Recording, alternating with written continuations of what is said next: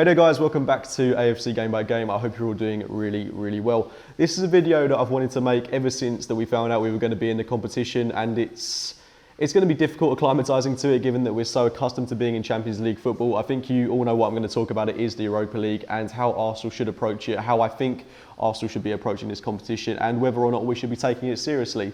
First point of order, yes, whilst we're in it, we should take it seriously, just as we should with the League Cup. We don't take that competition anywhere near seriously enough, in my opinion. We've got a squad that is more than capable of competing in competitions such as the League Cup, the Europa League, the FA Cup. We've got a very exciting team, some very good youth prospects coming through.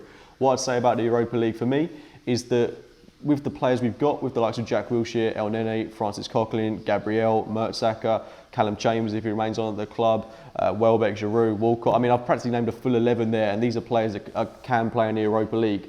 For me, the Europa League is a competition that we should take with seriousness, but is it something that I want Arsenal, especially in the early stages, to be risking the likes of Alexis, Ozil, etc., Lacazette? Do I want Arsenal to risk those players if we've got a big game coming up against the likes of Chelsea, who are just an example of who we've got not too long after playing a Europa League game? No, I don't want those players risked, because for me the priority is of course the Premier League. Every Arsenal fan wants us to win that. Winning a European competition it would be big for Arsenal Football Club. Of course we want it to be the Champions League, but in this instance we're in the Europa League. And a lot of people have said over the past couple of seasons that finishing fifth would be the best thing to happen to Arsenal Football Club, and I'm mildly excited to see how that's going to play out. I think that with the players we've brought in so far, in the names of Kolasinac, Lacazette, with the players that I hope we'll continue to bring in, which will hopefully be Lamar and Seri. If not, then hopefully some other alternatives to those two. I think that, you know, to attract these kind of players, this calibre of player, when we're not in the Champions League, says a lot about Arsenal Football Club, and it does excite me for years to come. I think we're building a very exciting team that is capable of competing in the Europa League with the players that we've got. We've got young players as well, and it's going to provide a fantastic platform to them. Reece Nelson, Joe Willock, these kind of players, Alex Iwobi as well, still only 21, players that can continuously play in the competition, get regular game time.